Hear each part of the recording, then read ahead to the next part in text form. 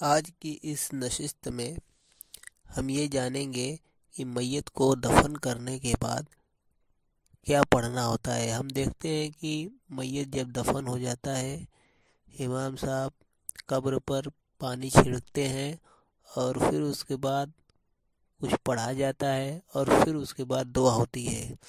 تو دعا کرنے سے پہلے کیا پڑھا جاتا ہے، آج کی اس نشست میں ہم یہی جانیں گے۔ تو اس سلسلے میں امام نووی رحمۃ اللہ علیہ نے اپنی کتاب الاذکار میں محمد ابن احمد مروزی کے واسطے سے نقل کیا ہے کہ انہوں نے امام احمد ابن حنبل کو فرماتے ہوئے سنا تھا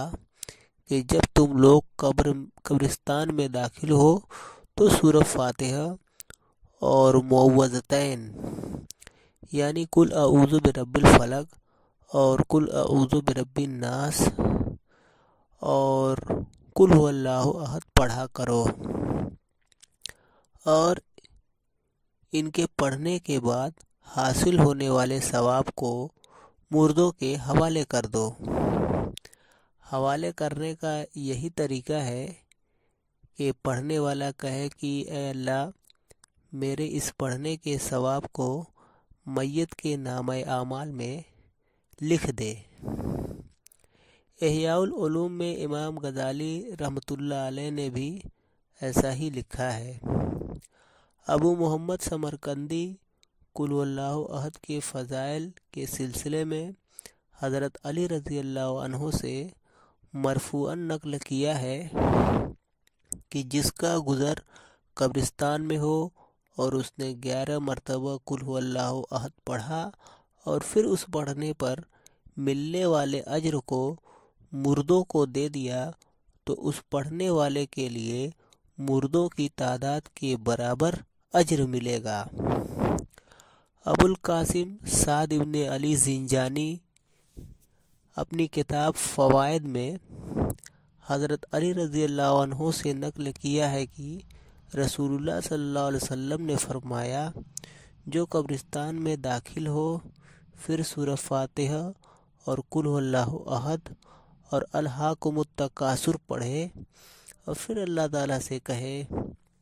کہ میں نے تیرے کلام میں سے جو کچھ پڑھا ہے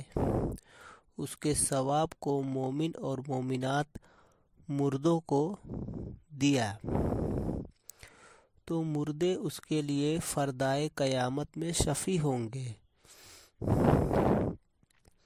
حماد مکی رحمہ اللہ فرماتے ہیں کہ میں ایک رات مکہ کی قبرستان گیا تو میں اپنا سر ایک قبر پر رکھ دیا اور پھر سو گیا۔ میں خواب میں دیکھتا ہوں کہ قبرستان کے مردے حلقہ بنائے ہوئے ہیں۔ میں نے ان سے کہا کہ قیامت قائم ہو گئی ہے کیا؟ مردوں نے جواب دیا کہ نہیں، البتہ ہمارے بھائیوں میں سے کسی نے قل هو اللہ احد پڑھ کر اس کے ثواب کو ہمارے لیے مختص کر دیا تھا، چنانچہ ہم اسی کا ثواب 1 سال سے تقسیم کر رہے ہیں۔ ملا علی قاری رحمۃ اللہ علیہ اپنی کتاب مرقات المفاتیح میں فرماتے ہیں کہ مذکورہ احادیث اگرچہ ضعیف ہیں لیکن ان کا مجموعہ اس بات کا ثبوت دیتا ہے کہ مسلمان ہمیشہ ہر زمانے اور ہر شہر میں بغیر کسی نکیر کے اپنے مردوں کے لیے قرآن پڑھتے تھے، لہذا مسلمانوں کا یہ عمل اجماع کی حیثیت رکھتا ہے۔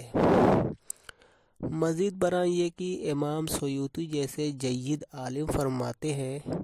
کہ قبر پر قرآن پڑھنے کی مشروعیت ثابت ہے۔ امام نووی رحمۃ اللہ علیہ اپنی کتاب مہذب میں فرماتے ہیں کہ قبر کی زیارت کرنے والے کے لیے مستحب ہے کہ قرآن میں سے جتنا پڑھنا آسان ہو پڑھے اور اس کے بعد مردوں کے لیے دعا کرے۔ خود امام شافعی اس بات کی تصدیق کرتے ہیں۔ تو جب اتنے جید، اتنے عمدہ، اتنے جلیل قدر عالم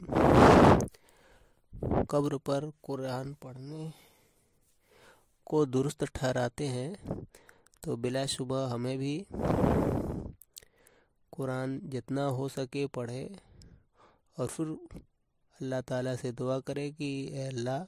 میں نے جو کچھ بھی پڑھا ہے اس کے ثواب کو مردوں کے نام اعمال میں لکھ دے۔ اللہ تعالیٰ سے امید ہے کہ وہ مردوں کے لیے اس کے ثواب کو ان کے نام اعمال میں لکھ دے گا۔